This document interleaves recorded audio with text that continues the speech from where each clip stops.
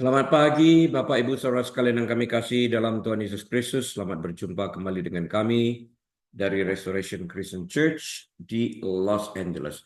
Hari ini hari Minggu, tanggal 6 Oktober tahun 2024. Saya Harili Gembala Sidang dan akan membahas sebuah topik yang saya beri judul Ketidakberdosaan Yesus Kristus atau The Sinlessness of Jesus Christ. Mari kita awali terlebih dahulu dengan doa. Bapa, kami persembahkan waktu-waktu ini ke dalam tangan Tuhan. Kuduskan hati kami untuk menerima kebenaran firman-Mu yang saat kami lakukan memerdekakan kami. Terpuji Engkau di dalam nama Tuhan Yesus. Haleluya. Amin.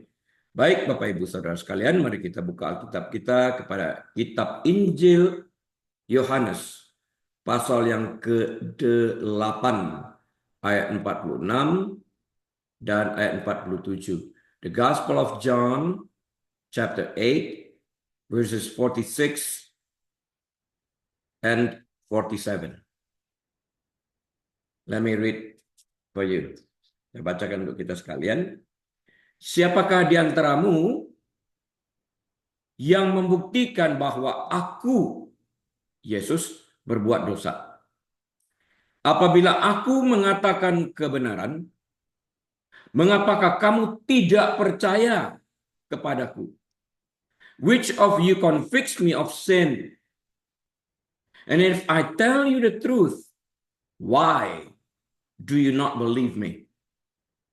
Barang siapa berasal dari Allah, yang mendengarkan firman Allah, itulah sebabnya kamu tidak mendengarkannya, karena kamu tidak berasal dari Allah. He who is of God hears God's words. Therefore you do not hear because you are not of God. Jadi in a nutshell, kedua ayat ini, Yohanes pasal 8 ayat 46 dan 47, secara telak menunjukkan kepada kita tentang kebebalan orang-orang Farisi ini. Yesus secara terang-terangan menantang mereka untuk membuktikan kesalahannya, kejahatannya, dosa-dosanya, kemunafikannya. Ayo buktikan. Bisa nggak? Adakah yang Anda ketemukan sesuatu seperti ini di dalam kehidupanku, dalam aku menjalani kehidupanku ini? Periksa, tunjukkan, nyatakan. Mereka tidak dapat membuktikannya dan mereka tahu ia tidak berdosa. Kita akan pelajari ini hari ini. Pertanyaan selanjutnya yang diajukan, harus kita ajukan adalah, jika aku, kata Yesus, mengatakan kebenaran, karena kebohongan memang tidak terdapat dalam diriku, karena aku adalah sang kebenaran itu sendiri. Mengapa engkau tidak percaya kepadaku? Itu menjadi pertanyaan. Alasan engkau tidak percaya dijawab oleh Yesus adalah engkau tidak berasal dari Allah. Karena ya dia yang berasal daripada Allah, percaya kepada Yesus seperti Abraham percaya juga pada Yesus sebelum berinkarnasi. Tertulis semuanya. Jadi sekalipun secara silsilah, lineage-nya, engkau memang keturunan Abraham. Namun dari sisi rohani, engkau bukanlah keturunan Abraham karena engkau tidak percaya kepadaku. Jadi mereka yang percaya dan beriman kepada Kristus, merekalah yang diperhitungkan sebagai keturunan Abraham yang sejati ini. Di luar itu tidak diperhitungkan. Ya. Saya menuliskan sebuah ilustrasi di sini, ingin membagikannya. Sebagian ahli teologi percaya bahwa Filipi 2 ayat 6 sampai 11 adalah bagian dari sebuah himne Kristiani mula-mula. Orang percaya memuji putra Allah Yesus Kristus karena dia telah mengosongkan dirinya. Filipi 2 ayat yang ke-7. Walaupun setara dengan Allah itu, serupa dengan Allah itu, dia tidak mempertahankan itu, tapi telah mengosongkan dirinya dan menjadi manusia. Bahkan lebih daripada itu, menjadi hamba, bahkan mati diapit oleh kedua orang penjahat di kayu salib. Ya, begitu dia mengosongkan dirinya, merendahkan dirinya, tapi dia tidak pernah kehilangan status keilahiannya itu sendiri. Nah, dia mengesampingkan hak dan keistimewaannya sebagai Allah tersebut dalam pengosongan dirinya untuk menjadi manusia. Bukan sekedar manusia, tetapi Yesus merendahkan dirinya lebih lanjut menjadi seorang hamba. Sebagai manusia, Yesus rela menyerahkan dirinya untuk dihukum mati setara dengan penjahat Roma. Mati diapit oleh kedua orang penjahat. Mati di kayu salib itu sangat merendahkan pada zaman itu. Karena itu hanya ditujukan untuk penjahat. Mereka dihukum di salib. Nah, kedudukannya yang begitu tinggi telah direndahkan hingga begitu hina. Kita kalau lihat di dunia, kita melihat orang-orang tua, kita menghormati, kita memanggil bapak, kita memanggil ibu, kita memanggil kakak, dan sebagainya. Berapa sering kita memanggil Yesus tanpa menyebutkan Tuhan Yesus, Lord Jesus. Yesus, kadang-kadang kita main perintah.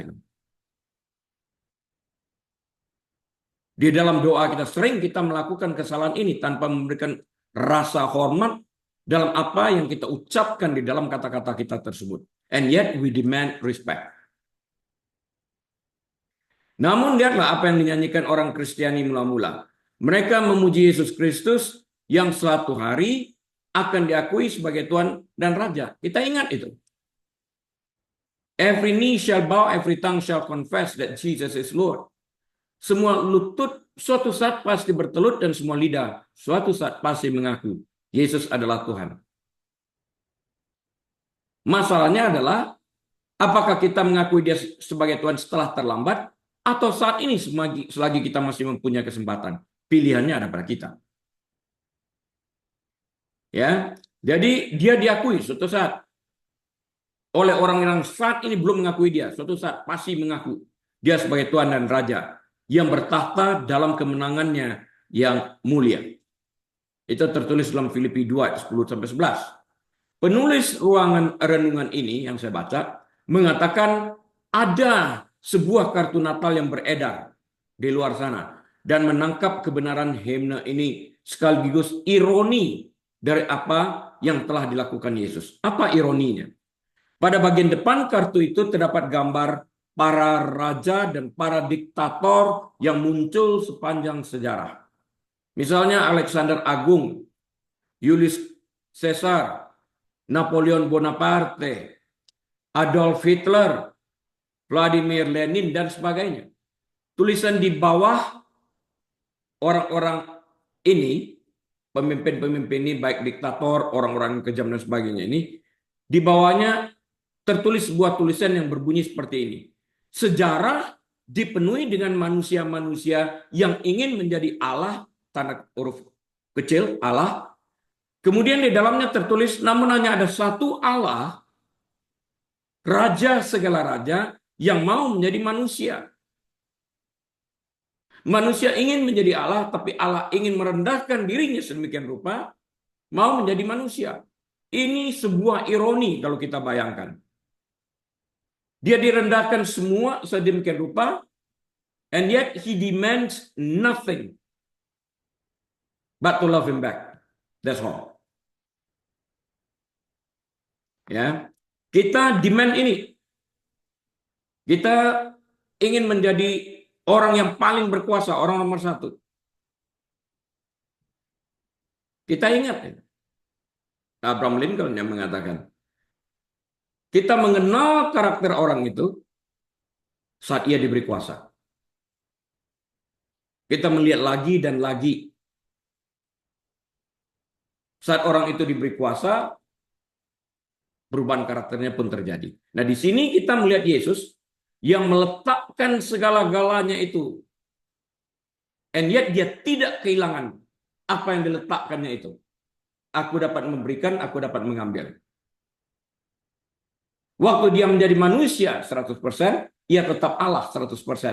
Surga tidak kosong kok. Tidak terpisahkan.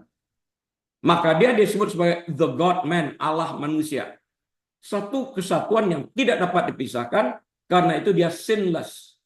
Ketidakberdosaan Yesus Kristus yang akan kita bahas hari ini sampai detail. Mengapa dia tidak dapat berdosa?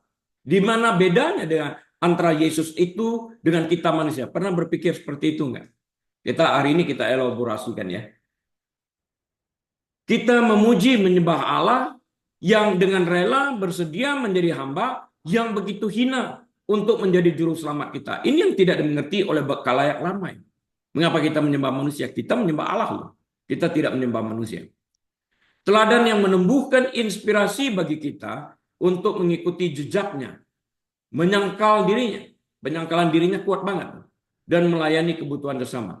Kalau dia tidak mampu menyangkal dirinya, dia akan mempertahankan wujudnya sebagai roh, karena Allah itu roh. Dia mengosongkan dirinya, ya, penyangkalan dirinya begitu kuat, dia meninggalkan itu, mengosongkan dirinya untuk mengambil rupa seorang manusia, bahkan lebih dari itu menjadi hamba dan mati di kayu salib. Penyangkalan dirinya kuat. Dalam Kristus, Allah menyelubungi keilahiannya demi melayani dan menyelamatkan manusia. Alkitab mencatat kita melihat Yesus, kita melihat Allah itu sendiri, kesempurnaan Allah yang diwujudkan terlihat dalam Yesus Kristus. Sehingga Allah yang tidak terlihat menjadi terlihat di dalam Yesus Kristus. Allah yang tidak dapat dijamah melalui Yesus Kristus. Kehadiran Allah di dalam pribadi Yesus Kristus yang tidak dapat disangkal ini.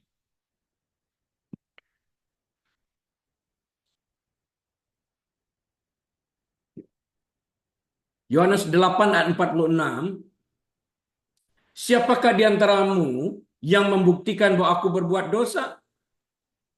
Apabila aku mengatakan kebenaran, mengapakah kamu tidak percaya kepadaku? Which of you convicts me of sin?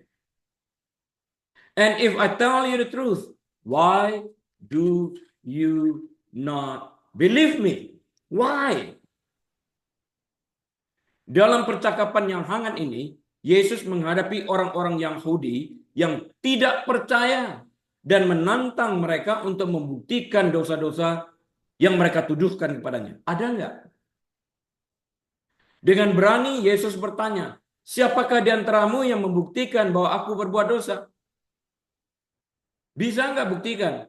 Pertanyaan ini tidak hanya menegaskan ketidakberdosaan Yesus Kristus, tetapi juga berfungsi sebagai pernyataan mendalam tentang otoritas ilahi. Kenapa dikatakan tentang pernyataan mendalam tentang otoritas ilahi?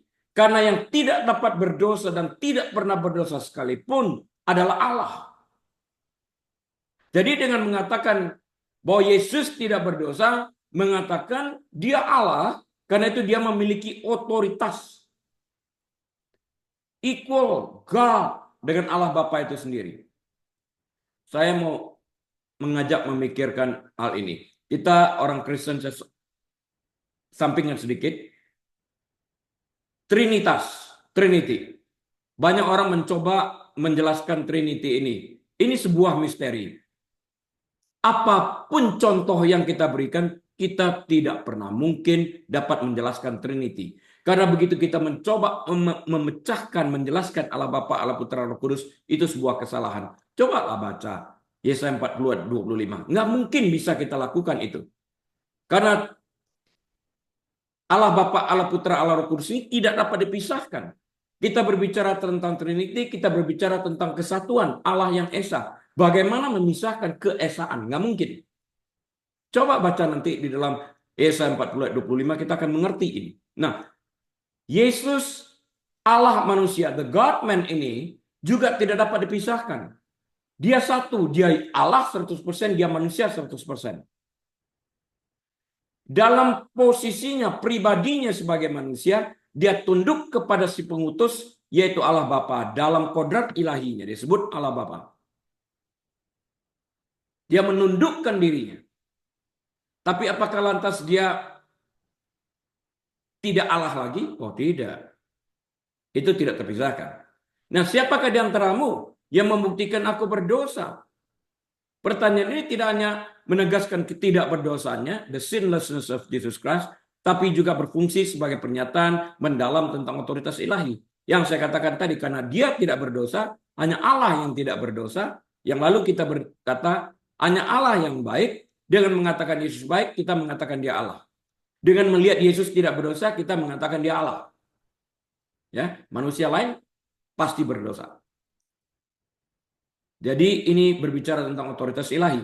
Ia mengundang penyelidikan atas kehidupan dan perkataannya dengan menegaskan bahwa jika ia mengatakan kebenaran, karena ialah sang kebenaran itu, sang terang itu, sumber segala-galanya ini, kecuali hal kejahatan dia bukan sumbernya, penolakan mereka untuk percaya merupakan bukti kebenaran rohani mereka.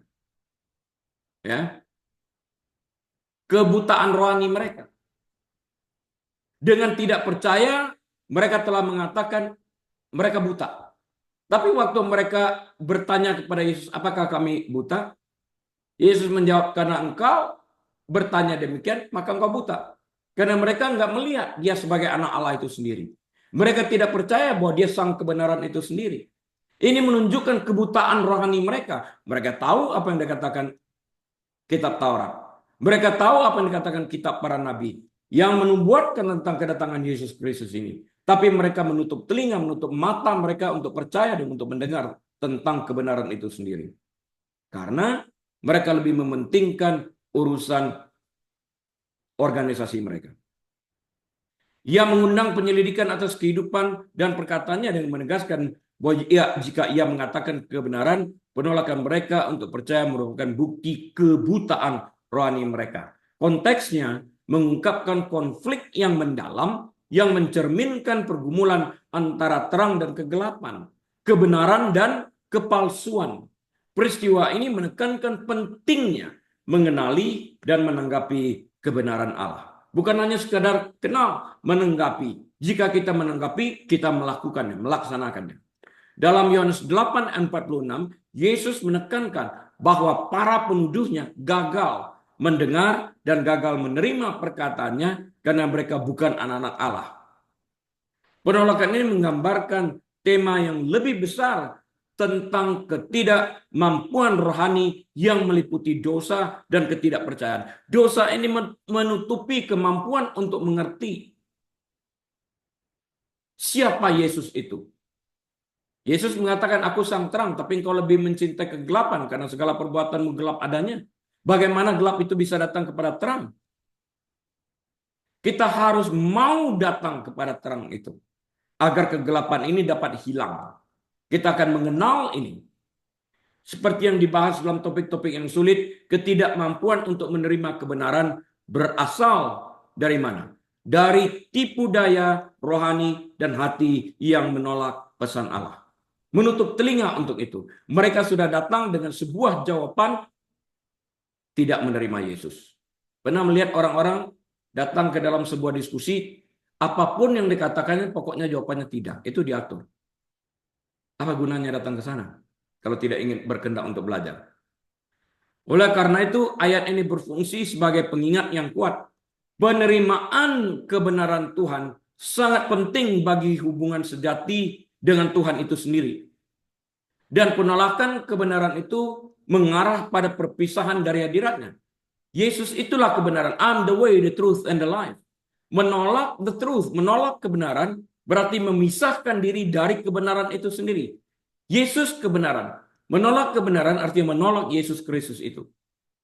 Bagaimana kita dapat mengatakan diri kita sebagai orang percaya, sehingga sedangkan kita pada prakteknya menolak kebenaran itu dan memilih ayat-ayat tertentu yang menyenangkan daging kita. Lebih daripada itu kita tolak. Ini bukan Kristen. Dalam menanggapi para pengkritiknya, Yesus menunjukkan bukti-bukti yang dapat mereka peroleh. Bukti-bukti itu merupakan apa? Bukti-bukti itu meliputi kitab suci. Yohanes 5 ayat 39 sampai 40. Baik perjanjian lama maupun perjanjian baru. Tentang Yesus prainkarnasi pun tertulis semuanya. Apalagi yang berbicara tentang Yesus ini? Bukti-bukti apa? Mujizat-mujizat yang dilakukannya. Yohanes 5 ayat 36. Orang lahir buta disembuhkan. Dikatakan sama mereka, belum pernah kami melihat. Kalau ia bukan dari Allah, nggak mungkin melakukan sesuatu seperti ini. Ini kan menciptakan mata yang baru. Cuma Allah yang dapat menciptakan. Mereka tahu Saksi mata ada. Yohanes 5 ayat 32 sampai 33. Ada 500 orang yang menyaksikan tentang kenaikan Yesus ke surga. Ada begitu 5.000 orang laki-laki, bahkan belum termasuk wanita dan anak-anak yang menyaksikan bagaimana Yesus mengubah 5 ketul roti dan 2 ekor ikan itu.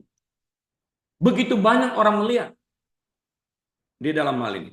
Dan firman-firman yang diberikan Allah sendiri, Yohanes 8 ayat 26. Verily, verily I say unto you. Perkataan ini pernah saya bahas. Perkataan verily, verily I say unto you. Amen, amen. Yang lalu saya katakan jika amin diucapkan pada awal sebuah kalimat, itu menunjukkan kuasanya, keilahiannya. Karena Allah yang dapat mengatakan amin. Dia mengatakan itu dengan otoritas. Sesungguhnya aku berkata kepadamu, siapa yang dapat berkata sesungguhnya? Kecuali Allah itu sendiri. Jika amin terletak pada akhir sebuah doa, so be it.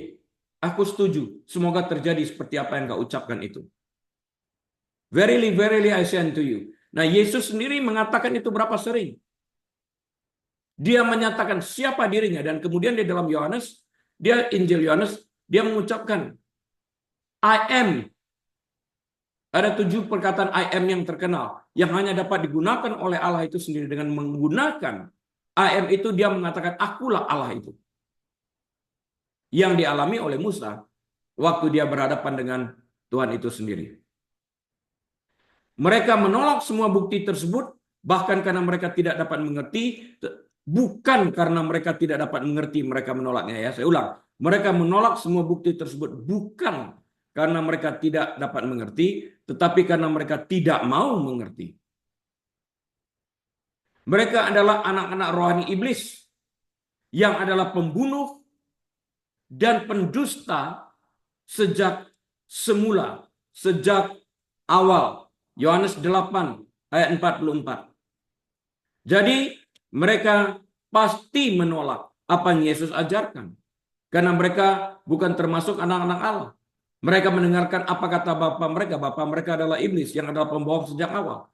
Jika iblis berkata-kata bohong bukan karena sesuatu yang baru. Karena dari awalnya memang seperti itu. Dia adalah bapa pembohong dan segala kebohongan tidak dari luar, tapi berasal dari dalam diri mereka sendiri. Mereka sumber kebohongan itu, sedangkan Allah adalah sumber kebaikan dan sumber kebenaran. Itulah kebenaran yang tidak dapat mereka terima untuk mendengarnya. Yohanes 8:43. Sulit bagi mereka, karena mereka melihat dengan mata mereka, kita kan kenal bapaknya, Yusuf, ibunya Maria, saudara-saudaranya pun kita kenal. Jadi familiarity ini tanpa mengenal keseluruhan cerita itu, mereka menganggapnya disebutkan di dalam Alkitab anak yang lahir di luar pernikahan. Karena waktu dikatakan dia lahir dari seorang perawan, mereka melihatnya waktu dia mempergunakan perkataan-perkataan yang telak Allah Bapakku. Mereka melihat sesuatu yang negatif di dalam kehidupannya, menganggap dia insane. Sebuah kegilaan, mereka menuduh dia. Pada titik ini Yesus juga mengemukakan bukti utama lain yang mendukung klaimnya. Kehidupannya yang tanpa dosa. Tidak ada seorang pun dapat membuktikan ia berdosa. Jadi saya ingin mengajak teman-teman di luar yang masih terus menudingkan jari orang Kristen munafik. Karena itu aku nggak mau ke gereja. Orang Kristen munafik, karena itu aku nggak mau percaya kepada Tuhan Yesus. Let me tell you again. Gereja itu adalah kumpulan orang-orang percaya. Bukan kumpulan orang-orang benar. Jadi orang Kristen dapat membuat kesalahan, dapat berdosa. Karena tidak sempurna. Adalah salah memandang kepercayaan itu sendiri berdasarkan orang Kristen yang tidak sempurna. Kekristenan itu didirikan atas kebenaran, yaitu Yesus Kristus sang sumber kebenaran. Jika engkau dapat membuktikan Yesus hipokrit, dapat membuktikan Yesus berdosa, bersalah, barulah engkau mempunyai alasan yang sah untuk tidak percaya kepada Yesus Kristus. Karena itu dilandaskan kepada Yesus, bukan kepada manusia. Orang-orang Kristen, bukan.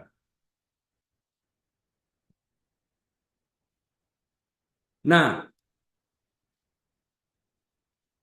Pada titik ini, saya ulang sekali lagi, Yesus mengumumkan bukti utama lain yang mendukung klaimnya, kehidupannya yang tanpa dosa. Jika para pemimpin agama memiliki satu bukti yang pernah terjadi, yang dapat mereka gunakan untuk menuduh Yesus telah melakukan amoralitas, mereka pasti sudah mengemukakannya. Mereka akan tunggu-tunggu, mereka akan menyerah. Itu kebiasaan orang Farisi.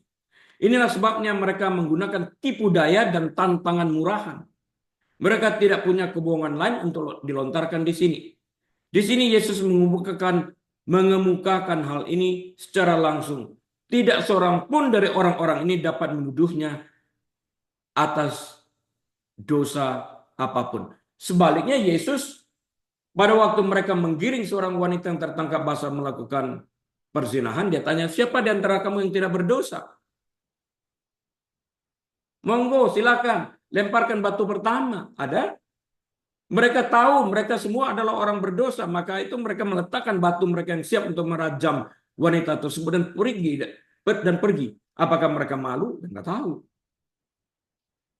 Tapi waktu Yesus menantang, bisa nggak buktikan aku berdosa? Nggak ada yang bisa. Tapi waktu Yesus menantang, ada kalian yang tidak berdosa? Ini equal pertanyaannya ini. Kita lihat kesempurnaan Yesus Kristus, ketidakberdosaan Yesus Kristus, the sinlessness of Jesus Christ. Hal ini terkait dengan kemunafikan penolakan mereka merasa diri benar sendiri orang-orang Farisi ini.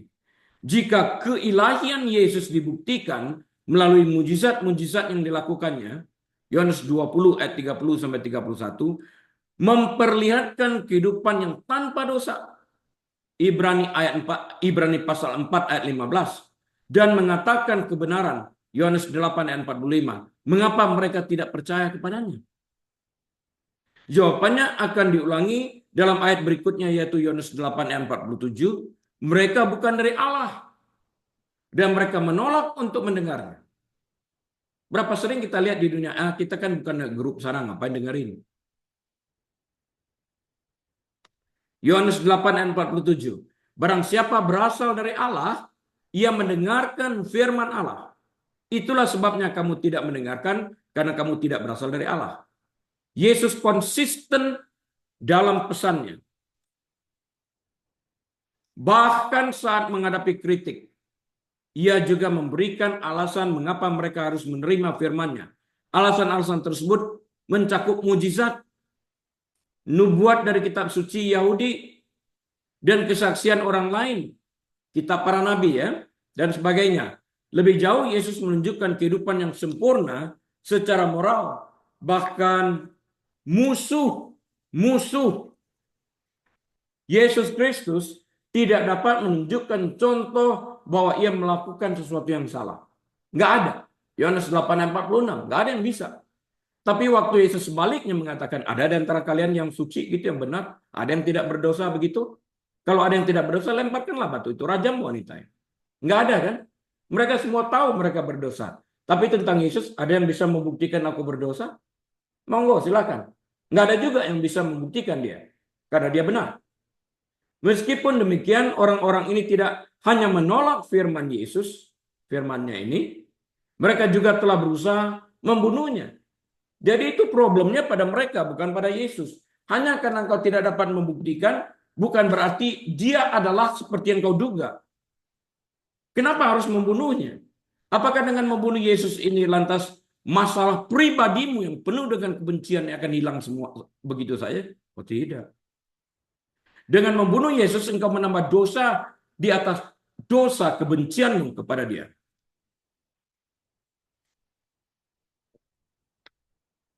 Membunuh itu tidak menghilangkan masalah, tapi menambah masalah. Sebelum dalam pembahasan ini, Yesus menggunakan analogi tentang peran sebagai ayah untuk menjelaskan mengapa para pemimpin agama tidak dapat mengklaim diri sebagai anak-anak sejati. Anak-anak Abraham. Mereka nggak bisa klaim, walaupun secara silsilah mereka benar. Mereka anak-anak Abraham. Tapi secara rohani tidak, karena mereka tidak percaya kepada Kristus. Secara rohani anak-anak mewarisi sifat mereka dari ayah mereka dan melakukan apa yang dilakukan ayah mereka. Yesus mengatakan, aku melakukan apa yang kulihat Bapakku lakukan. Ini konteksnya. Abraham menaati dan menghormati Allah. Yohanes 8 ayat 39. Ingatin itu. Tetapi orang-orang Farisi ini melakukan kebohongan dan tindakan kekerasan. Yohanes 8 ayat 44. Menurut Yesus, hal ini membuktikan bahwa mereka bukan anak-anak Abraham, tapi anak-anak rohani iblis sendiri. Yohanes 8 ayat 44. Ya, hal ini juga menjelaskan sikap mereka yang menolak untuk menerima apapun yang tidak mereka ingin dengar. Yohanes 7 ayat 17. Inilah sebabnya Yesus berkata bahwa mereka tidak mendengar pesan yang disampaikannya yang adalah firman-Nya. Sebagai anak-anak rohani iblis mereka itu. Jadi mereka menolak untuk mendengarkan firman-Nya karena firman-Nya adalah kebenaran. Yesus juga mengatakan telinga mendengar tapi tidak mendengar, mata melihat tapi tidak melihat. Ini dia. Kebutaan rohani itu sendiri menolak untuk melihat apa yang harus dilihat. Semua orang melihat, tapi apa yang dilihat fokus kepada apa yang dilihat itu. Semua orang melihat Yesus. Ada yang melihat Yesus sebagai nabi, ada yang melihat Yesus sebagai orang baik, ada yang melihat Yesus sebagai orang yang dermawan. Iya, mampukah kita melihat apa yang harus kita lihat? Ini berkali-kali saya ajarkan, jangan asal lihat. Lihat apa yang harus kita lihat, bukan asal lihat. Bisakah kita melihat bahwa Yesus itu lebih dari segala-galanya, lebih daripada seorang guru, lebih daripada seorang filsuf, lebih daripada seorang mengadakan mujizat, lebih daripada seorang nabi. Ia Allah itu sendiri. Bisa nggak kita melihat ini?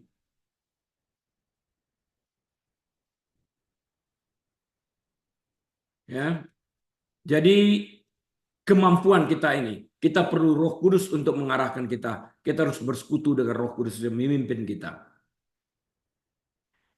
Mereka menolak karena bapa mereka iblis menolak dari awal. Apakah Yesus tidak berdosa? Pertanyaan berikut ya, kita harus jawab. Apakah Yesus tidak berdosa? Tidak pernah berdosa sekalipun? Nggak pernah gitu? Ya, Yesus tidak berdosa bahkan sekalipun. Dan karena Yesus tidak berdosa, kita memiliki harapan akan kehidupan kekal di surga. Kalau dia berdosa, dia bukan Allah. Allah sempurna. Karena Yesus tidak berdosa, tidak ada pengorbanan untuk dosa baginya. Dia sempurna kok. Nggak ada korban yang dibutuhkan untuk dia. Dia bisa menjadi korban bagi dosa orang-orang lain. Darah ditumpahkan untuk membayar upah dosa orang lain. Di dalam kesempurnaannya ini.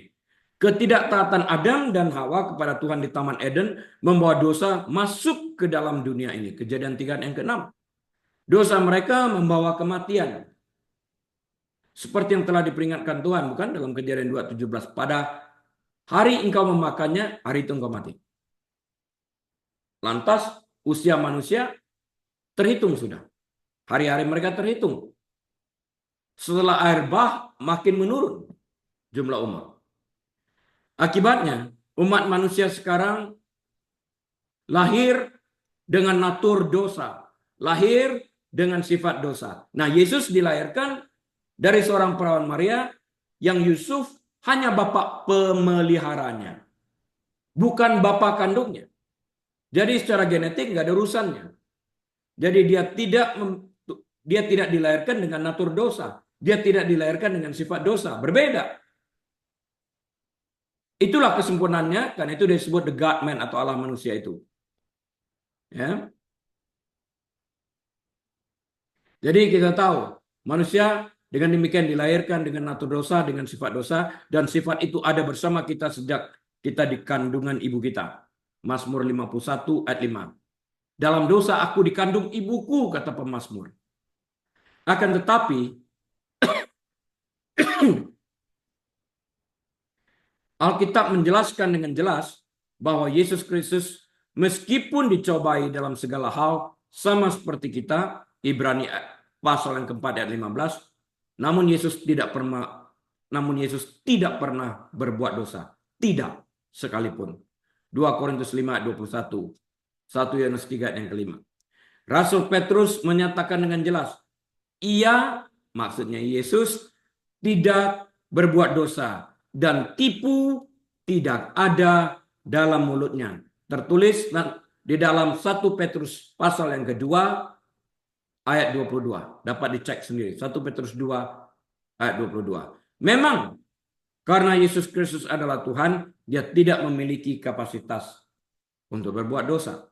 Selain menempatkan penghalang antara kita dan Sang Pencipta, sifat dosa, natur dosa yang kita warisi membuat kita semua tunduk pada kematian fisik. Kecuali Tuhan Yesus datang dan kita diangkat dalam rapture, semua kita akan mengalami kematian fisik ini. Kenapa? Karena upah dosa adalah maut. Roma 6 ayat 23. Sekarang, untuk berdamai dengan Tuhan diperlukan pengampunan karena dosa menjauhkan manusia daripada Tuhan itu. Ya. Kita membutuhkan pendamaian, kita harus didamaikan dengan Allah Bapa. Dan pengantara kita itu yang dapat mendamaikan kita adalah Yesus Kristus. Kita memerlukan pengampunan dan tanpa penumpahan darah tidak ada pengampunan. Ibrani 9 ayat 22. Yesus harus menumpahkan darahnya yang sempurna. Setelah Adam dan Hawa berdosa, Tuhan mengenakan mereka pakaian dari kulit binatang. Kejadian 3:21. Kita tahu tentang hal itu. Mereka menyematkan daun ara, nggak cukup. Tuhan menyembelih, menumpahkan darah pertama kali di Taman Eden. Ya, dengan menumpahkan darah binatang, dia membuat penutup bagi aurat mereka dengan kulit dari binatang yang dibunuh ini. Dia menumpahkan darah. Akan tetapi sekalipun begitu banyaknya darah binatang yang dicurahkan sebagai gambaran bahwa dosa membutuhkan kematian, namun darah binatang ini hanya dapat menutup dosa manusia untuk sementara waktu. Dia menutup kemaluan manusia tersebut, menutupi dosa manusia tersebut. Jadi darah binatang tidak dapat menghapus dosa. Darah binatang hanya dapat menutup dosa. Dosa masih ada di sana. Ibaratnya menyapu kotoran ke bawah karpet. Tetap ada di sana. Hanya ditutupi. Karena itu setiap tahun Imam Agung harus membawa persembahan korban darah binatang ini yang ditumpahkan setiap tahun. Bukan hanya bagi jemaat, tapi terutama juga bagi dia. Bagi dia dan kemudian bagi jemaat. Harus dilakukan ini.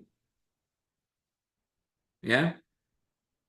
Namun sekali lagi darah binatang ini hanya dapat menutup dosa manusia untuk sementara waktu. Karena darah binatang tersebut tidak sempurna. Dan karena itu tidak akan pernah dapat dengan sepenuhnya menghapus dosa.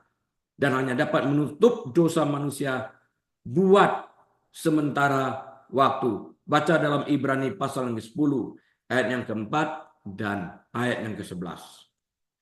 Pengorbanan dalam perjanjian lama merupakan bayangan dari pengorbanan Kristus yang sempurna. Itu bayang-bayangannya.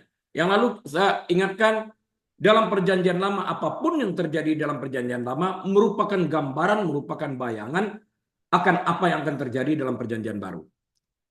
Ya, jadi pengorbanan di perjanjian lama sekali lagi merupakan bayangan dari pengorbanan Yesus Kristus yang sempurna sekali untuk selamanya. Persembahan darah korban binatang tidak sempurna, karena itu bukan sekali untuk selamanya, tapi berulang setiap tahun. Yesus sekali untuk selamanya, sempurna. Ibrani 7 ayat 27, Ibrani 10 ayat yang ke-10. Satu-satunya cara kita dapat diperdamaikan dengan Allah yang kudus dan sempurna adalah dengan persembahan yang kudus dan sempurna juga, yang tidak akan kita miliki jika Yesus Kristus berdosa. Nah mungkin, karena itu Yesus Kristus tidak pernah berdosa. The sinlessness atau ketidakberdosaan Yesus Kristus. Seperti yang Petrus nyatakan, sebab kamu tahu bahwa kamu telah ditebus dari cara hidupmu yang sia-sia, yang kamu warisi dari nenek moyangmu itu. Bukan dengan barang yang fana, bukan pula dengan perak atau emas, melainkan dengan darah yang mahal, yaitu darah Kristus yang sama seperti darah anak domba yang tak bernoda dan tak bercacat. 1 Petrus 1 ayat 18 dan 19 mengatakan itu.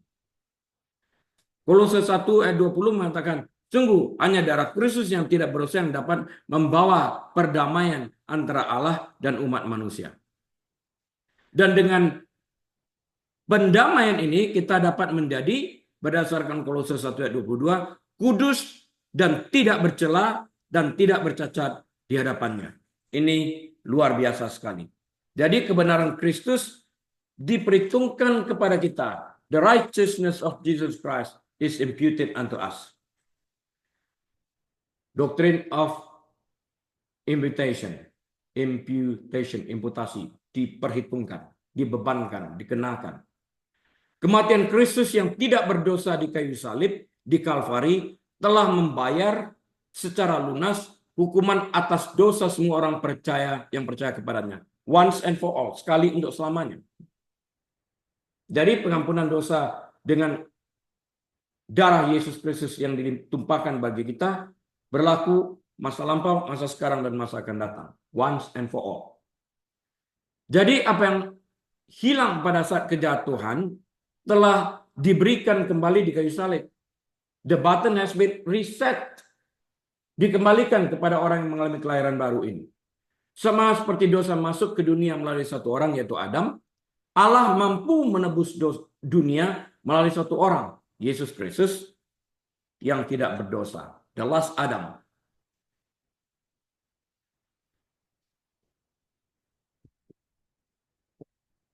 Pertanyaan yang berikutnya.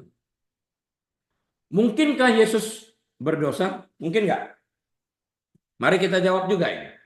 Ada dua sisi dari pertanyaan yang menarik ini tentang kemungkinan Yesusnya berdosa atau tidak. Penting untuk diingat bahwa ini bukan pertanyaan tentang apakah Yesus berdosa. Itu sudah kita jawab, ya tidak berdosa. Saya sudah tunjukkan bukti-bukti dari Alkitab. Kedua sisi sepakat, seperti yang dikatakan oleh Alkitab dengan jelas, bahwa Yesus tidak berdosa. 2 Korintus 5 ayat 21, 1 Petrus 2 ayat 22 telah kita bahas tadi. Saya ingatkan sekali lagi. Pertanyaannya adalah, apakah Yesus dapat berdosa? Bahwa Yesus tidak berdosa itu sudah jelas. Tapi pertanyaan, apakah ia dapat berdosa? Memiliki kemungkinan itu enggak? Mereka yang berpegang pada kesempurnaan, perfection, percaya bahwa Yesus tidak dapat berdosa. Mereka yang berpegang pada kesempurnaan ini percaya juga bahwa Yesus dapat berdosa. Percaya tidak dapat berdosa, percaya dapat berdosa. Ya. Yang mana yang benar? Tetapi ia memilih untuk tidak melakukannya menurut mereka. Pandangan mana yang benar jadinya? Tidak dapat berdosa atau ada kemungkinan dapat berdosa tapi menolak untuk berdosa. Yang mana yang benar? Mari kita elaborasikan ya. Ikuti perjalanan pikiran ini. Apa yang ada di dalam pikiran Kristus, pikiran Alkitab, bukan pikiran saya. Ikuti alur ini.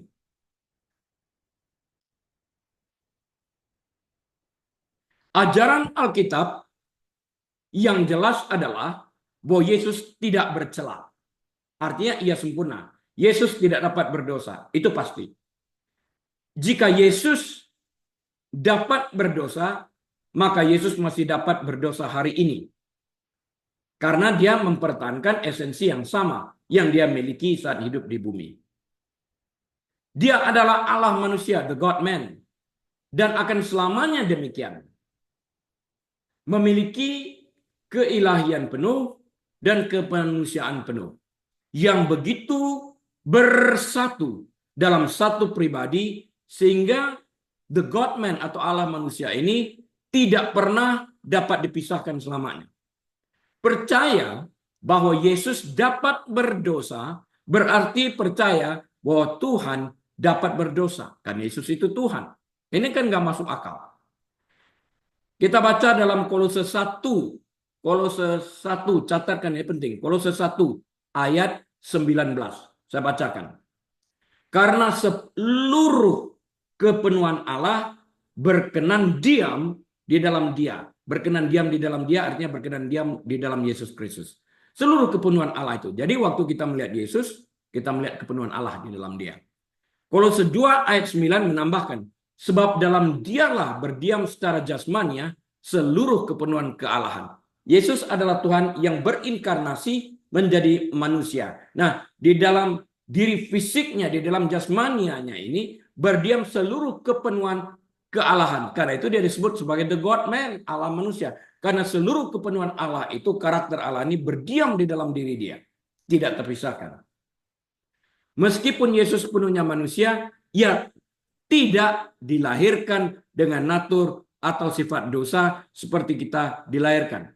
Karena Yusuf tidak mengambil bagian dalam kelahiran Yesus ini.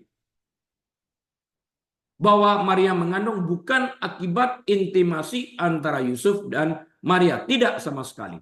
Maria tidak pernah melakukan hubungan sebelum itu. Sekalipun Yusuf tunangannya. Tidak pernah. Baru Alkitab catat melakukan hubungan suami istri ini setelah kelahiran Yesus. Ini luar biasa. Ia telah dicobai, Yesus ini telah dicobai dengan cara yang sama seperti kita, yaitu godaan yang diberikan kepadanya oleh setan.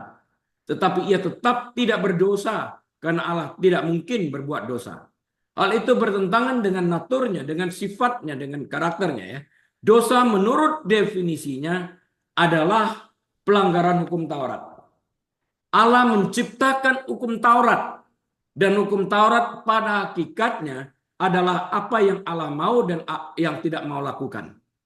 Oleh karena itu dosa adalah segala sesuatu yang tidak akan Allah lakukan menurut naturnya, menurut hukum yang turunkannya. Hukum itu berlaku bagi semua orang. Allah pun yang menurunkan hukum itu tidak akan melanggar hukum itu. Karena jika ia melanggar hukum itu, dia bukan Allah. Jadi saya juga mengajarkan hal yang sama, karena Alkitab mengatakan hanya berlaku satu hukum bagi orang Yahudi dan non-Yahudi. Karena itu di dalam setiap rumah tangga hanya berlaku satu hukum, satu aturan, baik bagi kedua orang tua, papa dan mama maupun bagi anak. Jadi kalau orang tuanya melarang anak sambil makan menonton televisi, bukan berarti orang tuanya boleh. Tidak, ini berlaku bagi semua orang. Aturan tidak dapat dilanggar oleh siapapun juga. Dicobai bukanlah dosa. Seseorang dapat menggoda kita dengan sesuatu yang tidak ingin kita lakukan. Perhatikan ini alur pikiran Alkitab ini ya. Perhatikan ini, saya ulang ya. Dicobai itu bukanlah dosa. Yesus dicobai kok. Seseorang dapat menggoda kita dengan sesuatu yang tidak ingin kita lakukan. Seperti melakukan pembunuhan. Atau terlibat dalam penyimpangan seksual, pornografi, dan sebagainya. Kita mungkin tidak memiliki keinginan sama sekali untuk mengambil bagian dalam tindakan-tindakan seperti itu.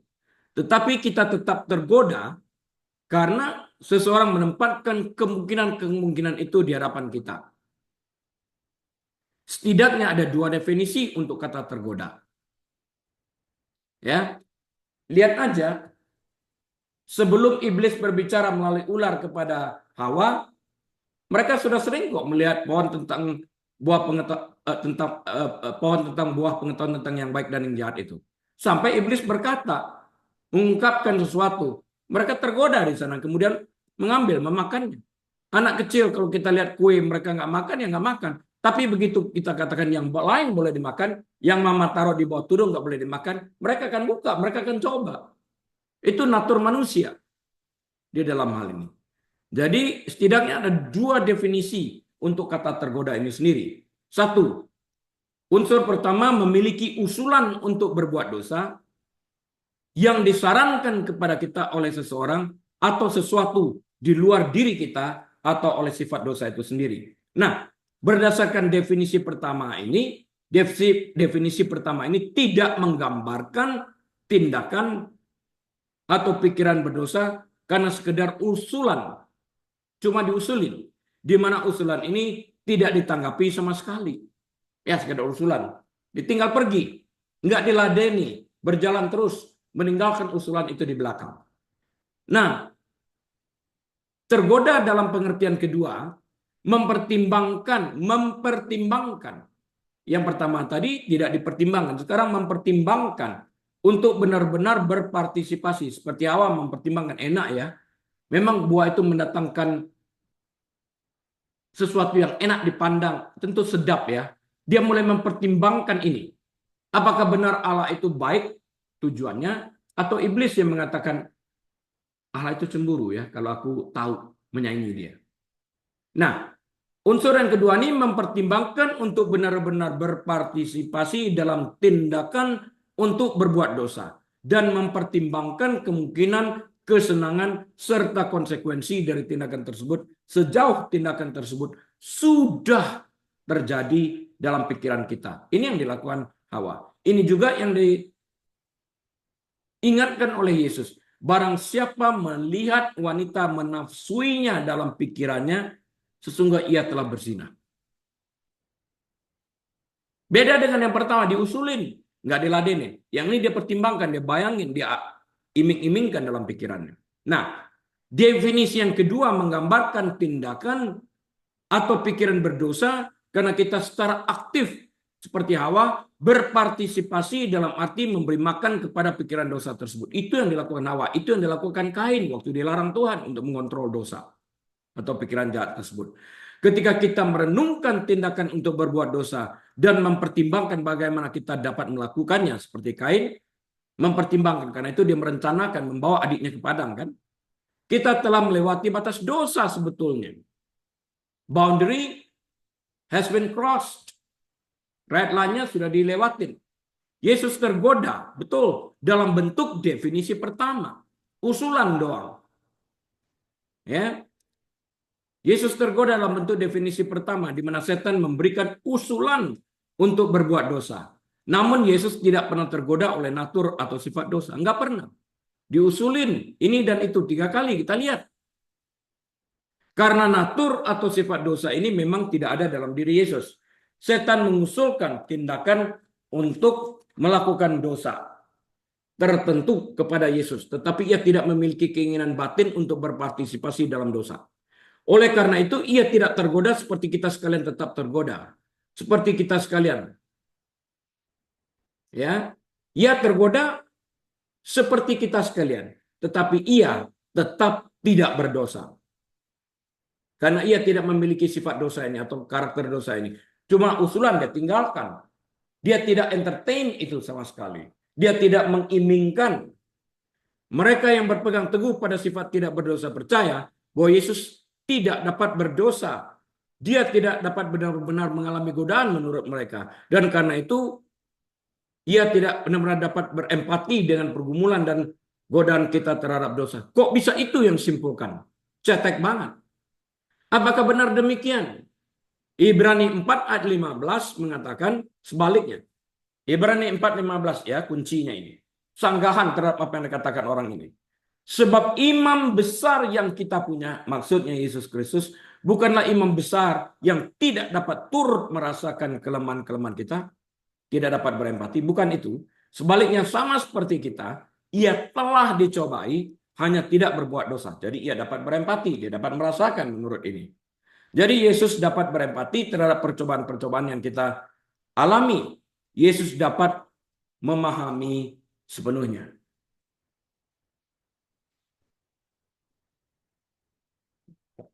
Perlu datang dalam pergumulan kita kepadanya. Tuhan mengetahui segala sesuatu dan tentang segala sesuatu karena ia maha tahu.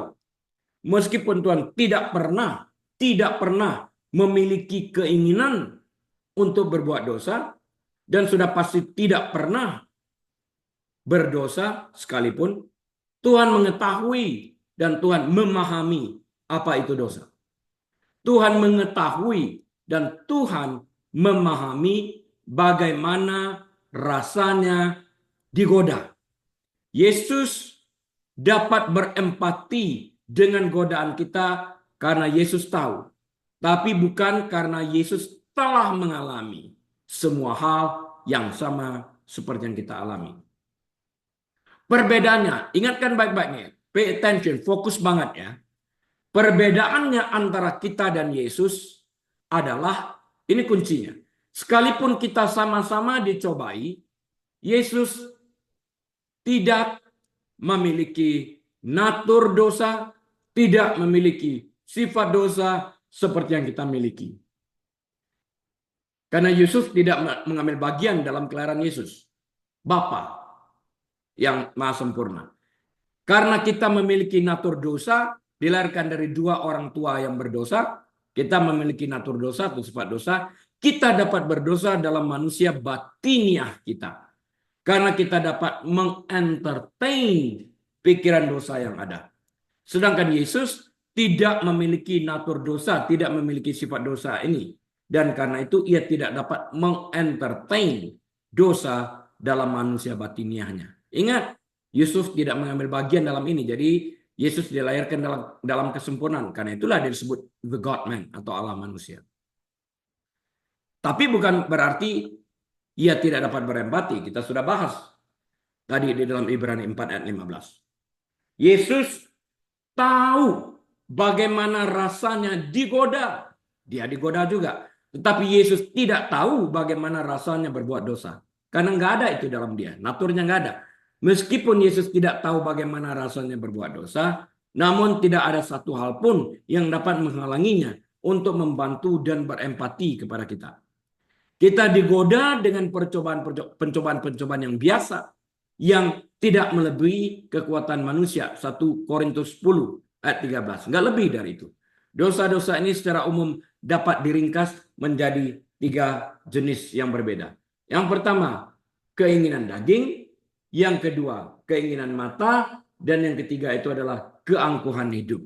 1 Yohanes 2 ayat 16. Nah, periksa godaan dan dosa Hawa serta godaan Yesus. Dalam 3 ini, keinginan daging, keinginan mata, dan keangkuhan hidup. Pak Yesus mengalami ini semua. 1 Yohanes 2:16. Masing-masing berasal dari 3 kategori ini. Godaan apapun itu. Hanya berkisar di sini. Yesus dicobai dalam segala hal dan dalam setiap bidang yang kita alami. Tetapi tetap kudus sempurna. Meskipun sifat kita yang rusak akan memiliki keinginan batin untuk berpartisipasi dalam beberapa dosa, kita memiliki kemampuan melalui Kristus untuk mengatasi dosa karena kita tidak lagi menjadi budak dosa, tapi menjadi budak Allah. Roma 6, terutama ayat 2 dan ayat 16 sampai 22. Ya, kita harus datang kepada terang itu. Setelah kita mempelajari bahwa Yesus tidak berdosa dan tidak mungkin berdosa, ada baiknya kita menyelidiki dan belajar. Apa artinya Yesus menjadi dosa karena kita? Kita sudah belajar Yesus tidak berdosa. Kita sudah belajar Yesus tidak mungkin berdosa. Sekalipun dalam manusia batiniahnya. Nggak mungkin. Nah sekarang apa artinya? Yesus menjadi dosa karena kita. 2 Korintus 5:21. Artinya apa? Dia yang tidak mengenal dosa dalam 2 Korintus 5:21. Dia yang tidak mengenal dosa telah dibuatnya menjadi dosa karena kita, supaya dalam dia kita dibenarkan oleh Allah. Ayat ini telah memicu banyak perdebatan di antara para teolog selama bertahun-tahun. Tidak diragukan lagi bahwa ayat ini mengungkapkan kebenaran yang sangat unik tentang Yesus. Ia menjadi dosa karena kita. Di satu sisi, ayat ini menyatakan kebenaran Injil yang sederhana bahwa Yesus menanggung dosa semua orang yang percaya kepadanya. Yang tidak percaya, tidak. Tetapi di sisi lain, ayat ini juga memberikan pernyataan yang agak membingungkan. Bagaimana tepatnya Allah membuat Yesus menjadi dosa karena kita? Apakah karena dia menanggung dosa kita sehingga ia menjadi dosa itu sendiri? Itu dia. Mungkin cara terbaik untuk memahami bahwa ia menjadi dosa karena kita adalah dengan memulai dengan apa yang tidak dimaksudkan. He that knew no sin was made sin. Dia yang tidak mengenal dosa telah dibuat menjadi dosa. Ya. Jadi yang tidak dimaksudkan itu apa? Yang pertama, ayat ini tidak berarti bahwa Yesus benar-benar menjadi dosa itu sendiri. Yang kita baca dalam 2 Korintus 5:21 tadi ya. Mengajukan teori seperti itu berarti mengingkari seluruh kitab suci yang dengan jelas sekali Bapak Ibu Saudara sekalian menyatakan di dalam dia tidak ada dosa. 1 Yohanes 3:5. Ia tidak berbuat dosa dan tidak ada tipu dalam mulutnya. 1 Petrus 2:22. Nggak ada. Dan Yesus adalah yang kudus dari Allah. Markus 1 ayat 24 dikenal juga oleh setan. Kisah para Rasul 3 ayat 14. Wahyu 3 ayat yang ke-7. Semua tercatat. Jika Yesus menjadi dosa, dalam pengertian dosa itu merupakan bagian dari hidupnya, bahkan sesaat saja, berarti ia tidak lagi menjadi Allah. Namun kitab suci menyatakan Yesus tetap sama, baik kemarin maupun hari ini dan sampai selama-lamanya. Ibrani 13 ayat 8. Jadi sebelum inkarnasi, dalam masa prainkarnasi, sewaktu dia masih ada dalam kekekalan sebelum dunia ini dijadikan, ia tetap sama. Dulu, sekarang, dan sampai selama-lamanya. Ia adalah ia yang sedang, dan ia akan selalu menjadi pribadi kedua dari keilahian. Yohanes 1 ayat 1 dan ayat 14 itu.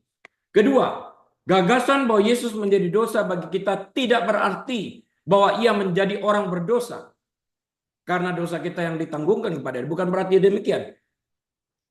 Bahkan sesaat pun tidak. Dia tidak pernah berdosa.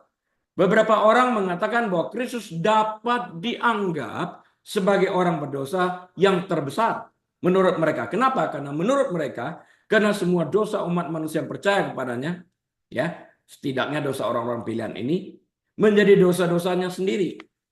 Ketika Kristus menderita menggantikan kita dan mati untuk kita, ia menanggung hukuman atas dosa-dosa kita di dalam tubuhnya sendiri.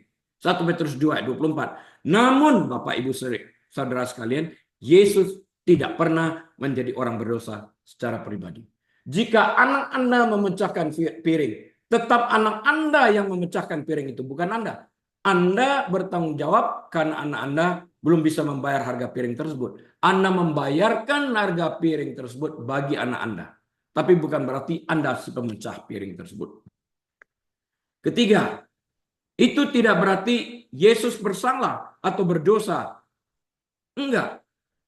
Itu tidak berarti ia bersalah atau atas dosa yang sesungguhnya. Bukan berarti Bapak itu berdosa atas dosa yang sesungguhnya, kesalahan sesungguhnya. Itu pecahkan piring. Yang memecahkan itu kan anak. Dia hanya menanggung ini untuk membayarkan harga piring tersebut.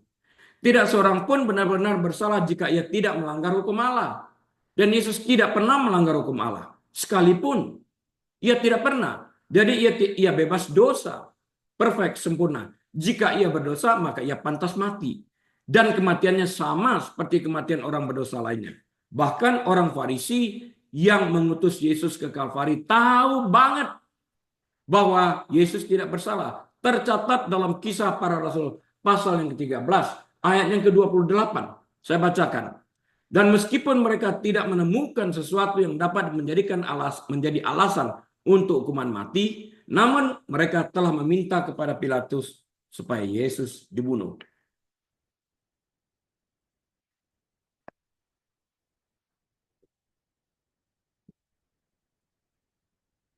Jika ia menjadi dosa bagi kita, tidak berarti Yesus adalah dosa atau orang berdosa atau bersalah atas dosa kita yang ditanggungkan kepadanya.